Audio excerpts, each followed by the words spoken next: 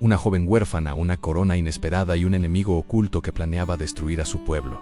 Todo parecía perdido, hasta que Esther decidió levantarse. Esta es la historia de la reina que transformó el miedo en valentía y el silencio en una voz que cambió la historia para siempre. El sol caía sobre las enormes murallas del imperio persa, donde miles de personas entraban y salían bajo la mirada atenta de los guardias. Entre la multitud, entre comerciantes, soldados y nobles, vivía una joven llamada Hadassah, conocida por su nombre persa Esther. Su historia no comenzó en un palacio, sino en una humilde casa donde había aprendido a ser fuerte en silencio. Esther era huérfana desde niña, y la vida le había enseñado a observar, escuchar y confiar en Dios incluso en los momentos más oscuros. Criada por su primo Mardoqueo, un hombre justo, firme y respetado entre su pueblo, Esther creció rodeada de enseñanzas que alimentaron su carácter. Aunque vivía lejos de la tierra de sus antepasados, ella conocía bien sus raíces y sabía que pertenecía a un pueblo diferente, un pueblo que debía vivir con sabiduría en medio de un imperio poderoso. Mardoqueo la educó con amor y disciplina, enseñándole a cuidar su corazón, a ser prudente con sus palabras y a entender que, a veces, los mayores propósitos nacen de los momentos más inesperados. Mientras Esther crecía, en el palacio real se desataba una tormenta. El rey Asuero, señor de 127 provincias que se extendían desde la India hasta Etiopía, había celebrado un banquete desbordante de lujo. Era una fiesta para demostrar su poder, donde se servían los mejores vinos. Se ofrecían espectáculos majestuosos y los nobles competían por impresionar al monarca. En medio de la celebración, el rey ordenó que su esposa, la reina Vashti, se presentara ante todos para mostrar su belleza, pero ella, firme en su dignidad, se negó. Aquella decisión provocó un escándalo. Los consejeros del rey temieron que su acto inspirara a otras mujeres del imperio a desafiar a sus esposos. Así que insistieron en que Vashti debía ser destituida. El rey, en un impulso, aceptó. Y así, el trono de la reina quedó vacío, esperando a alguien que jamás habría imaginado ocuparlo. Para buscar una nueva reina, se enviaron mensajeros por todo el imperio. Se convocaría a las jóvenes más hermosas para ser preparadas durante un año completo, recibiendo perfumes, aceites, cuidados y entrenamiento en etiqueta real. Luego cada una sería presentada al rey, quien elegiría a la nueva reina. La noticia llegó hasta la comunidad judía, y pronto el nombre de Esther apareció entre las seleccionadas. Al principio, ella sintió temor. ¿Qué hacía una joven común entrando al palacio? ¿Qué significaba ser elegida entre miles? Pero Mardoqueo, con su sabiduría habitual, le dijo: no reveles quién eres, guarda tu identidad, Dios está contigo. Sus palabras eran más que un consejo Aarón en escudo. Así, Esther fue llevada al palacio, donde la magnitud del lugar la dejó sin aliento. Columnas de mármol, telas de colores brillantes, jardines perfumados, todo parecía salido de un sueño. Sin embargo, Esther sabía que debía mantener sus pies firmes en la tierra. En medio de tanta belleza y poder, debía recordar quién era. Y así, mientras el imperio se movía con su ritmo de lujos y ambiciones, la historia de una joven desconocida estaba a punto de entrelazarse con los planes más grandes que Dios había preparado. Nadie lo sabía aún, ni siquiera ella. Pero Esther estaba siendo posicionada para cambiar el destino de todo un pueblo. Esther avanzó entre los pasillos del palacio con paso silencioso, consciente de que estaba entrando a un mundo completamente nuevo. A su alrededor, otras jóvenes elegidas miraban con ojos expectantes, asombradas por la grandeza del lugar. Algunas se mostraban altivas, otras nerviosas, y unas pocas intentaban impresionar a los guardias y sirvientes. Pero Esther, con su humildad característica, simplemente observaba, aprendía y se adaptaba. Desde el primer instante, quienes la rodeaban notaron que había algo diferente en ella, una luz suave, tranquila, imposible de fingir. El supervisor encargado de las jóvenes era Hegai, un hombre estricto pero justo que conocía bien el funcionamiento del palacio y, sobre todo, del rey. Estaba acostumbrado a que las muchachas compitieran por su atención, pero Esther no buscó ningún privilegio. Por el contrario, pidió solo lo necesario y fue respetuosa con cada persona que se cruzó en su camino. Esa actitud llamó profundamente la atención de Hegai, sin pensarlo demasiado. Decidió favorecerla, le dio los mejores alimentos, un lugar privilegiado en el harén y las siervas más dedicadas. Incluso la preparó con un esmero especial, como si supiera que su destino iba más allá de una simple presentación ante el rey. A medida que pasaban los días, Esther encontraba motivos para agradecer. Aunque estaba lejos de su hogar y rodeada de lujos que jamás imaginó, no olvidaba la instrucción de Mardoqueo a guardar su identidad. Cada noche, mientras otras jóvenes soñaban con coronas y vestidos, él la meditaba, recordaba sus raíces y confiaba en que Dios tenía un plan que aún no podía comprender. Las horas se llenaban con sesiones de belleza, entrenamiento, enseñanza sobre el comportamiento en la corte y observaciones constantes. Pero Esther no se perdía en la vanidad del ambiente. Escuchaba, aprendía y afilaba su prudencia como quien se prepara para algo importante. Mientras tanto, Mardoqueo no dejó de preocuparse por ella. Cada día se acercaba a la puerta del palacio para saber cómo estaba, aunque no podía verla directamente. Esther, fiel a su crianza, obedecía cada uno de sus consejos. Esa conexión silenciosa entre ambos formaba una línea invisible que la mantenía firme, incluso dentro de los muros donde el poder y la ambición podían corromper el corazón más puro. Con el paso de los meses, las jóvenes eran presentadas una por una ante el rey Asuero. Cada una tenía la oportunidad de llevar consigo cualquier accesorio, joya o vestimenta para destacar. Pero cuando llegó el turno de Esther, hizo algo que sorprendió a todos. No pidió nada extra, confiando únicamente en los consejos de Hegai. Esa simple decisión revelaba su verdadera esencia. Ella no buscaba llamar la atención con extravagancias, sino agradar desde la sinceridad y la gracia que Dios le había dado. Cuando por fin fue llevada a la presencia del rey, algo extraordinario sucedió. Asuero quedó cautivado no solo por su belleza, sino por la serenidad que irradiaba, una paz que no había encontrado en ninguna otra mujer del reino. Fue como si, en ese instante, el corazón del rey reconociera algo noble, algo destinado. El resultado fue inmediato. Esther fue elegida reina de Persia. El palacio entero celebró la coronación. Se prepararon banquetes, se entregaron regalos y se proclamó un día de alegría en honor a la nueva reina. Sin embargo, Esther sabía que esto no era simplemente un ascenso social. En lo profundo de su espíritu, presentía que había sido colocada allí con un propósito mayor. Algo se estaba moviendo en los rincones invisibles del destino. Y mientras la música del banquete resonaba y el pueblo festejaba, una sombra comenzaba a crecer detrás de los muros del imperio. Una amenaza silenciosa estaba a punto de surgir, una que pondría a prueba la fe, el valor y el propósito para el que Esther había sido escogida. Mientras la vida de Esther parecía estabilizarse en el palacio, el ambiente político del imperio comenzaba a cambiar de forma silenciosa, pero peligrosa. Muy cerca del rey emergía una figura marcada por la ambición: Amán, hijo de Hamadata. Un hombre astuto, orgulloso y profundamente obsesionado con el poder. El rey Asuero, confiado en su aparente lealtad, lo elevó por encima de todos los príncipes y consejeros, otorgándole autoridad casi absoluta sobre los asuntos administrativos del reino. Con ese ascenso, se decretó que todos los servidores del rey debían inclinarse y mostrar reverencia ante Amán para él. Aquel gesto era más que una muestra de respeto. Era una confirmación de su superioridad. Y así, cada mañana, cuando caminaba hacia las puertas del palacio, disfrutaba ver cómo todos se inclinaban a su paso. Todos, excepto uno, Mardoqueo, el primo y tutor de la reina Esther, permanecía de pie cada vez que Amán pasaba. No lo hacía por rebeldía inútil, sino por fidelidad a su fe. Sabía que solo debía inclinarse ante Dios en su postura firme. Rápidamente llamó la atención de los demás funcionarios, quienes, temerosos, le preguntaban por qué desobedecía. Mardoqueo respondía con tranquilidad: soy judío. Y esa respuesta, que para otros era insignificante, para Amán se convirtió en una herida directa a su orgullo. Cuando alguien le informó sobre la conducta de Mardoqueo, Amán se llenó de ira. Al principio quiso castigar únicamente a ese hombre, pero pronto descubrió que Mardoqueo pertenecía a un pueblo disperso por el imperio, uno que seguía leyes diferentes y mantenía identidad propia. Y entonces, de su odio nació un plan tan retorcido como ambicioso. No solo castigaría a Mardoqueo, sino que exterminaría a todo su pueblo. Durante semanas, Amán alimentó su rencor hasta que decidió llevar su idea al rey. Sigiloso, manipulador, se acercó a Asuero con palabras calculadas en 3. Hay un pueblo esparcido entre las provincias de tu reino cuyas leyes son distintas a las nuestras. No obedecen las órdenes reales.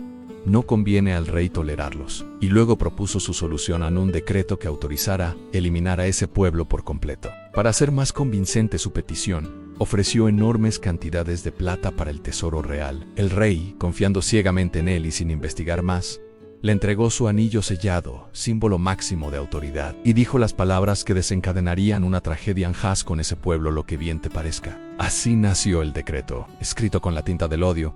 Fue enviado a las 127 provincias del imperio. Ordenaba que en una fecha específica todos los judíos, hombres, mujeres, niños, ancianos, fueran destruidos. La noticia viajó velozmente y provocó confusión y horror en todas partes. Mientras tanto, en el palacio, Esther seguía cumpliendo su rol como reina con gracia y sabiduría. ajena a la tormenta que avanzaba hacia su pueblo. No sabía del decreto ni del peligro que pendía sobre ella misma, porque, aunque nadie lo sabía, ella también era judía. Su identidad, oculta desde su llegada al palacio, estaba destinada a convertirse en la clave para detener una catástrofe. Mardoqueo, al enterarse del edicto, rasgó sus ropas y se vistió de luto. Su dolor no solo provenía del miedo, sino de la responsabilidad. Amán sabía que debía actuar, pero también sabía que la única persona con poder para enfrentar lo que venía era Esther. Y así, mientras la oscuridad de Amán se extendía por el imperio, la verdadera misión de la reina, la razón divina por la que había llegado al trono, comenzaba a revelarse. La noche cayó sobre Susa con un silencio extraño, como si el viento mismo intuyera el desastre que se avecinaba. En cada rincón, murmullos inquietos recorrían las calles. El decreto de exterminio se había difundido oficialmente. Los pergaminos sellados con el anillo del rey Asuero colgaban en plazas, mercados y puertas de la ciudad. La fecha estaba fijada. El destino parecía sellado. En medio de aquel ambiente de angustia, Mardoqueo apareció vestido con saco áspero, cubierto de ceniza y con el rostro marcado por un dolor profundo. Caminaba hacia la puerta del palacio, llorando en voz alta. Sus lamentos se mezclaban con los de muchos otros ciudadanos judíos que ya habían leído el edicto y comprendido su terrible significado. No había familia que no sintiera miedo, no había hogar que no temblara ante lo que estaba por venir. Aunque la ley prohibía entrar a la puerta del rey con ropa de luto, Mardoqueo se mantuvo allí decidido a hacerse escuchar de alguna manera. Su llanto no era solo desesperación, era una súplica silenciosa para que Dios mostrara el camino. Él sabía que no podía entrar al palacio, pero sí sabía quién sí podía hacerlo. En sus aposentos dentro del palacio, Esther vivía en una calma aparente. Los muros protegidos, las telas suaves y los perfumes no podían mostrarle lo que ocurría afuera. Sin embargo, todo cambió cuando sus doncellas y eunucos le informaron que Mardoqueo estaba en la puerta del rey, vestido con ropa de luto y llorando. Esther quedó desconcertada. Ella conocía a Mardoqueo mejor que nadie. No haría algo así sin un motivo de peso. De inmediato envió ropa para que se cambiara, pero él se negó a aceptarla. La intriga creció en el corazón de Esther. ¿Qué estaba pasando? ¿Qué tragedia se había desatado sin que ella lo supiera? Ordenó que uno de los eunucos de confianza, Haitak, fuera a ver a Mardoqueo para entender la situación. Haitak salió del palacio y encontró a Mardoqueo cerca de la plaza, rodeado de personas que buscaban consuelo. Con voz firme, aunque quebrada por el dolor, Mardoqueo le explicó todo en el edicto. La fecha señalada a la amenaza total de exterminio, le mostró una copia del decreto para que Esther lo leyera. Y entonces dio el mensaje más importante. Esther debía presentarse ante el rey y suplicar por su pueblo. No era una sugerencia, era un llamado que solo ella podía responder. Cuando Haitak regresó al palacio y le transmitió las palabras de Mardoqueo, el corazón de Esther se agitó, su respiración se volvió pesada. Sabía perfectamente lo que implicaba acercarse al rey sin ser llamada. La ley ordenaba la muerte inmediata, a menos que el rey extendiera su cetro de oro como señal de clemencia. Además, habían pasado 30 días desde la última vez que el rey la había convocado. ¿Cómo podría arriesgarse a semejante acto? Con miedo, pero también con sinceridad, Esther envió su respuesta a Mardoqueo: no puedo ir ante el rey, y la ley es clara, si entro sin ser llamada, moriré en Haitak. Llevó el mensaje de vuelta. Pero Mardoqueo, con una mezcla de autoridad y profundo amor, respondió con palabras que atravesaron el alma de Esther cuando las escuchó: no creas que escaparás por estar en el palacio. Si callas ahora, liberación y salvación vendrán de otra parte, pero tú y la casa de tu padre perecerán. Y quién sabe si no has llegado al reino para un momento como este. Esas palabras se quedaron clavadas en el corazón de Esther Enera, como si, de pronto, todas las piezas de su vida, su origen humilde, su belleza, su carácter, su corona, tuvieran un propósito. Era el momento para el que había sido elegida, el momento que cambiaría la historia. Las palabras de Mardoqueo resonaban en la mente de Esther como un eco imposible de ignorar. Y quién sabe si no has llegado al reino para un momento como este. Esa frase no solo tocó su corazón, sino que despertó una conciencia más profunda sobre su propósito. Por primera vez, Esther entendió que su posición como reina no era una casualidad. Era una responsabilidad divina. Sin embargo, aun comprendiendo su misión, el miedo seguía atrapado en su pecho. No era poca cosa lo que se le pedía. Entrar ante el rey sin ser convocada podía significar la muerte inmediata. Saber que todo un pueblo dependía de ella solo aumentaba el peso que sentía en sus hombros. ¿Y si el rey no le extendía el cetro? ¿Y si ella moría antes siquiera de explicar el peligro? ¿Qué sería entonces del pueblo judío? Esther respiró hondo. No podía decidir impulsivamente. Antes de actuar, Debía buscar fuerza más allá de sus propios recursos. Debía recurrir al único que podía cambiar corazones y destinos. Andiosan por eso. Envió un nuevo mensaje a Mardoqueo, uno diferente, firme, lleno de determinación. Ve y reúne a todos los judíos que están en Susa. Ayunen por mí durante 3 días, sin comer ni beber, día y noche. Yo y mis doncellas también ayunaremos. Y entonces iré al rey, aun cuando sea contra la ley. Y si perezco, que perezca Han. Con esas palabras, Ester selló su decisión. Se entregó al propósito, aceptando incluso la posibilidad de la muerte. Mardoqueo, al escuchar el mensaje, comprendió que Ester había dado un paso irreversible. No era la misma joven temerosa que había entrado al palacio. Ahora era una mujer dispuesta a sacrificarse por su pueblo. Inmediatamente reunió a la comunidad judía de Susa. Las casas se llenaron de oración. Las calles se cubrieron de silencio. Durante 3 días y 3 noches, nadie probó alimento. Era un clamor colectivo por la vida, una súplica para que Dios moviera lo imposible. En el palacio, Ester también ayunaba junto a sus doncellas. Con cada hora que pasaba, su alma se hacía más fuerte, aunque su cuerpo se debilitara. En el silencio de su habitación, se inclinaba, derramaba lágrimas y pedía sabiduría. Sabía que la batalla no sería ganada con palabras elocuentes, sino con un corazón firme sostenido por Dios. Mientras ayunaba, Ester repasaba mentalmente cada detalle en la mirada del rey. Los protocolos, los guardias, los tiempos. Tenía que ser precisa, entrar en el momento exacto, hablar con la actitud correcta.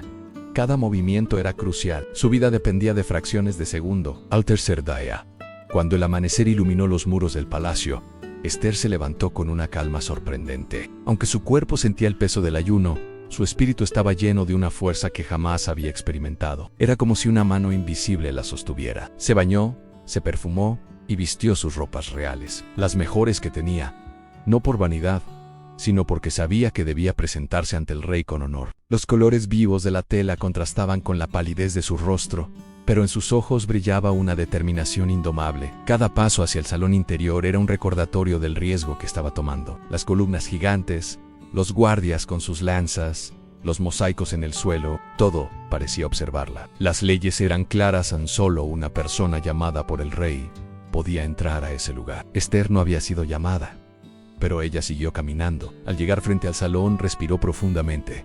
No había marcha atrás. Sus dedos temblaron un instante, pero luego su alma se afirmó como nunca. Ester cruzó el umbral. En ese momento, el destino de un pueblo entero se sostenía de un solo detalle.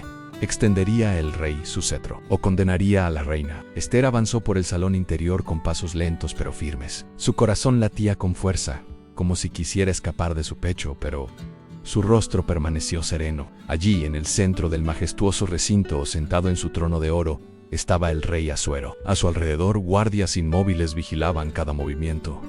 El aire parecía detenerse. Ninguna voz se atrevía a romper el silencio. El rey, al ver una figura acercarse, frunció el ceño. Nadie entraba sin permiso, nadie. Empero, cuando reconoció el rostro de Ester, su expresión cambió. Fue como si algo suave tocara su corazón, como si la recordara después de una larga ausencia. Ester se detuvo a varios metros de él, esperando la sentencia que decidiría su destino. Su vida pendía de un simple gesto. El rey levantó su mano. Los guardias tensaron las lanzas, preparados para actuar si el gesto era desfavorable. Ester contuvo el aliento, y entonces el rey extendió hacia ella el cetro de oro. Un suspiro silencioso recorrió la sala. Ester, con respeto, avanzó y tocó la punta del cetro. En ese instante, la vida regresó a su pecho. Dios la había sostenido.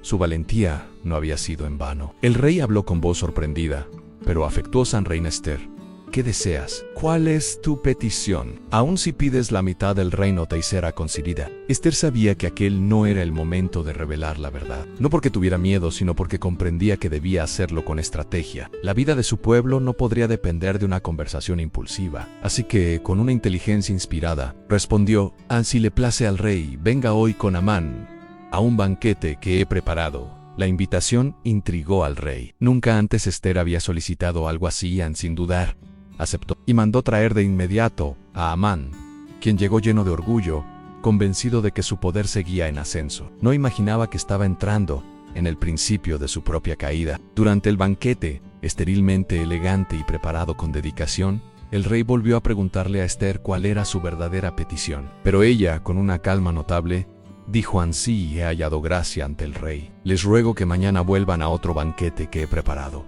entonces responderé la petición. Era evidente que Esther estaba construyendo el momento perfecto. Necesitaba tiempo. Necesitaba que el rey escuchara su verdad con el corazón abierto. Y necesitaba que Amán estuviera presente para enfrentar sus propias acciones. Amán se marchó del primer banquete hinchado de orgullo. Había sido invitado personalmente por la reina junto al rey, un privilegio que alimentaba su ego desmedido. Sin embargo, al salir del palacio vio a Mardoqueo sentado en la puerta, sin inclinarse, sin mostrarle la reverencia que él exigía. Su alegría se convirtió en furia. Lleno de resentimiento, regresó a su casa y llamó a su esposa Zeres y a sus amigos. Les habló de su riqueza, de su posición, del banquete al que solo él había sido invitado, pero concluyó con amargura: «Nada de esto me satisface mientras vea a ese judío, Mardoqueo, sentado en la puerta del rey». Su esposa y amigos crueles en su consejo le dieron una idea terrible. Él levanta una horca de 50 codos. Pide al rey que mañana mismo cuelguen a Mardoqueo. Luego podrás ir al banquete alegre. Amán, encantado con la idea, ordenó levantar la horca. Mientras tanto, Esther se preparaba para el día siguiente. Sabía que el momento decisivo se acercaba. Lo que revelaría ante el rey sería tan grande, tan profundo, que podría cambiar no solo su vida, sino el destino de todo su pueblo. Mañana la verdad saldría a la luz y nada volvería a ser igual. La noche antes del segundo banquete llegó con un aire pesado en el palacio. Mientras Amán dormía confiado, soñando con su venganza contra Mardoqueo, y mientras Esther se preparaba en oración para el día decisivo, el rey Asuero no podía conciliar el sueño. Algo inquietaba su espíritu. Se daba vueltas en la cama, incapaz de encontrar reposo. Sin saberlo, Dios mismo estaba moviendo los hilos invisibles que pronto cambiarían el destino de todo un pueblo. Finalmente, frustrado por su insomnio, el rey dio una orden simple, aparentemente insignificante: entregan el libro de las crónicas del reino. Quiero que me lo lean. Nadie imaginó que ese pequeño pedido abriría la puerta para un cambio monumental. Los sirvientes trajeron el gran libro y lo abrieron ante él. La voz del lector resonó suavemente por la habitación, repasando hechos pasados, nombres de gobernadores, tributos, campañas. Todo parecía rutinario, hasta que llegó a una entrada en particular. Era la historia de cómo Mardoqueo, tiempo atrás, había descubierto un complot de 2 guardias que planeaban asesinar al rey. Mardoqueo informó a Esther. Esther lo comunicó al rey.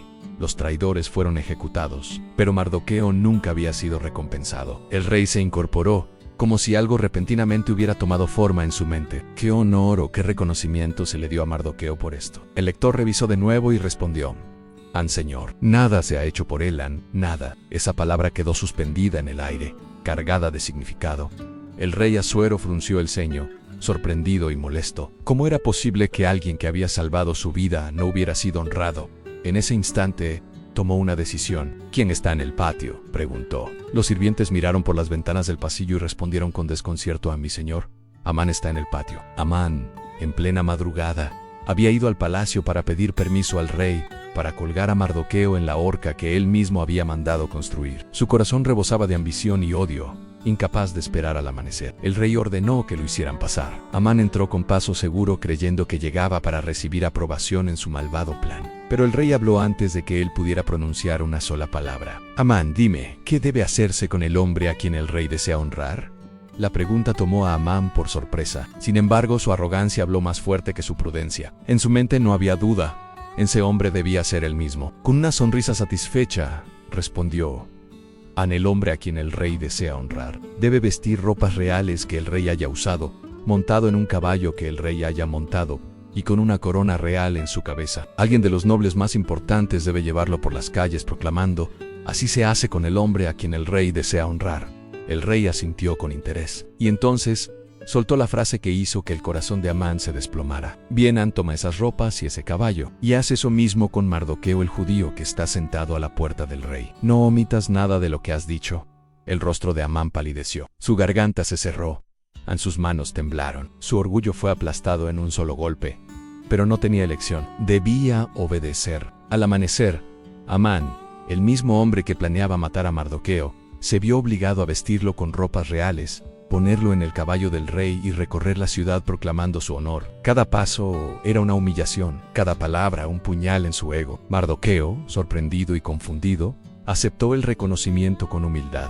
No sabía que el día apenas comenzaba y que los planes de Dios estaban solo empezando a revelarse. Al finalizar el recorrido, Amán regresó a su casa, cabizbajo, destrozado. Sus consejeros y su esposa, al verlo, no pudieron ocultar su preocupación. Le dijeron una frase que lo dejó helado. Ansí Mardoqueo, ante quien has comenzado a caer, es de la descendencia judía. No podrás contra él, sin duda caerás. Y mientras estas palabras flotaban en el aire, los mensajeros del rey llegaron apresuradamente. El rey te espera en el banquete preparado por la reina Ester. El destino se estaba cerrando. La caída de Amán había comenzado, y el momento de la reina estaba a punto de llegar. El banquete había comenzado. La sala, llena de perfumes dulces y velas encendidas, parecía un escenario preparado por el mismo cielo. Ester entró con un porte sereno, aunque por dentro su corazón golpeaba con fuerza. Había ayunado, había orado, había buscado la fuerza divina. Pero aún así, el peso de lo que estaba a punto de hacer era casi abrumador. Detrás de esa sonrisa tranquila, había una reina librando una guerra espiritual. El rey Asuero, sentado en su trono, la observaba con interés. Había notado que algo se ocultaba detrás de la petición anterior de Ester, y su curiosidad crecía. Amán, por otro lado, estaba relajado, confiado, convencido de que aquel segundo banquete era simplemente una muestra de honor hacia él. No tenía idea de que se acercaba al borde de su propia caída. Ester caminó hasta su lugar. Cada paso era una declaración silenciosa de valentía. Se sentó, respiró hondo y esperó a que todos se acomodaran. El rey fue el primero en hablar. «Reina Ester», dijo con voz firme pero cálida, «este es el segundo banquete que nos preparas. Ahora sí, explícame cuál es tu petición». «Te lo he dicho, aunque pidas la mitad de mi reino, te la concederé». Ester sintió cómo las miradas se posaban en ella. Había llegado el momento, no podía volver atrás. Había nacido para este instante, aunque recién ahora lo comprendía. «Mi rey», respondió con una suavidad que escondía una resolución inquebrantable, «si cuento con tu favor, si he hallado gracia delante de ti, entonces te ruego que mi vida sea perdonada y que se salve la vida de mi pueblo». Amán, al escuchar eso, sintió algo extraño, una punzada de inquietud, pero todavía no entendía. El rey, confundido, se inclinó hacia adelante. «¿Salvar tu vida, salvar la vida de tu pueblo? ¿Quién amenaza a la reina? ¿Qué traidor ha osado pensar semejante cosa?» Ester se levantó lentamente, en su voz ya no temblaba. Sus ojos estaban fijos en el rey, pero luego giraron hacia Amán, el enemigo, el adversario. «Es este malvado Amán». Las palabras cayeron como un trueno en la sala. El mundo pareció detenerse. Amán se quedó paralizado, sin aire, sin voz, sin explicación posible. El rey, sorprendido, se puso de pie de un salto, con furia en los ojos. La traición era demasiado profunda, demasiado personal. Amán no solo había planeado destruir a un pueblo, había planeado destruir al pueblo al que pertenecía la propia reina. El rey abandonó la sala rápidamente para contener la ira que lo consumía. Amán, ahora temblando, ya no era el hombre arrogante que había entrado unos minutos antes. Se arrodilló frente a Ester, suplicando por su vida, intentando encontrar misericordia donde ya no la había. Ester retrocedió no por miedo, sino por indignación. Amán había buscado destruir a su pueblo sin saber que tocaba la vida de la misma mujer que ahora tenía enfrente. Su crueldad tenía un precio. En ese momento el rey regresó. La escena que encontró, Amán inclinado peligrosamente cerca de Ester, suplicando, tocándola, encendió la llama final de su furia. «¿Cómo te atreves?», rugió el rey. «¿También pretendes atacar a la reina en mi propia casa?». La sentencia estaba sellada. No hubo juicio, no hubo defensa. La maldad de Amán había sido expuesta ante todos, y su caída era inevitable. El verdugo real entró, y en cuestión de minutos el destino del hombre que había sembrado terror quedó fijado para siempre. Ester había hablado. El peligro había sido revelado. El poder del cielo había comenzado a moverse en favor de su pueblo. La historia estaba a punto de cambiar para siempre. El silencio que siguió a la caída de Amán fue profundo, casi sagrado. Parecía que todo el reino contenía el aliento. Sin embargo, aunque el enemigo principal había sido derrotado, el peligro no había desaparecido por completo. El decreto que Amán había firmado en nombre del rey seguía vigente, y según la ley persa, ni siquiera el mismo Asuero podía revocarlo. El pueblo judío aún estaba condenado. La fecha del exterminio seguía escrita, esperando cumplirse. Ester sabía que todavía quedaba trabajo por hacer. Había arriesgado su vida, había revelado su identidad, había expuesto a Amán, pero ahora debía asegurar la protección de su pueblo.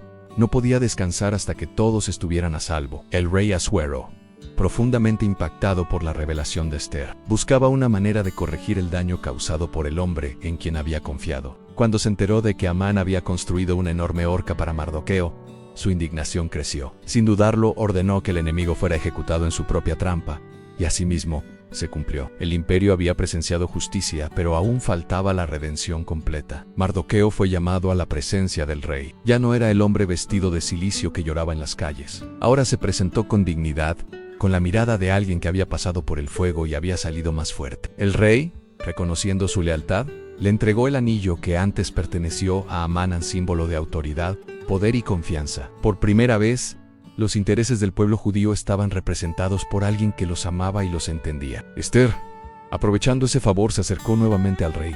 Aunque era reina, sabía que nada debía darse por sentado, mi rey. Dijo con profunda humildad: te ruego que permitas que se escriba un nuevo decreto que ayude a mi pueblo a defenderse. Ellos no pueden quedar desamparados ante un edicto que busca su destrucción. El rey asintió. No podía cancelar la ley anterior, pero sí podía emitir una nueva que equilibrara la balanza. Era la solución perfecta para enmendar la tragedia provocada por el villano caído. Así, Mardoqueo redactó un nuevo decreto ordenando que, en la misma fecha señalada por Amán, los judíos de todo el imperio tenían permiso para defenderse. Para proteger sus hogares, sus familias y sus vidas, no estarían solos ni indefensos. El mismo imperio reconocía su derecho a resistir. Cuando esta noticia se difundió, la tristeza se convirtió en alegría. Las comunidades que habían temido su final ahora celebraban, se fortalecían, se unían. Muchos en el reino comenzaron incluso a respetar y admirar a los judíos, sabiendo que la reina misma era una de ellos y que Dios había intervenido en su favor. Llegó el día señalado. Pero no fue un día de exterminio, sino de victoria. Los enemigos que habían planeado la destrucción del pueblo de Dios fueron derrotados, y la amenaza que había pesado sobre ellos fue completamente eliminada. Aquello que debía ser una fecha de muerte se transformó en un día de liberación. La historia no terminó allí. Mardoqueo se convirtió en una figura de gran autoridad en el reino, y junto con Esther, establecieron la celebración de Purim, una fiesta anual para recordar cómo Dios salvó a su pueblo cuando parecía que todo estaba perdido. Hasta hoy, millones celebran esa victoria, ese milagro, ese acto de fe y valentía. Esther, la joven huérfana que una vez vivió en silencio, se convirtió en una de las mujeres más influyentes de la historia. Su nombre quedó grabado en la memoria eterna del pueblo, como símbolo de coraje, obediencia y propósito divino. Su historia enseña que Dios puede levantar a cualquiera, sin importar su origen, para cumplir misiones extraordinarias. Y así, la reina Esther no solo salvó a una nación, sino que dejó un legado que aún ilumina generaciones.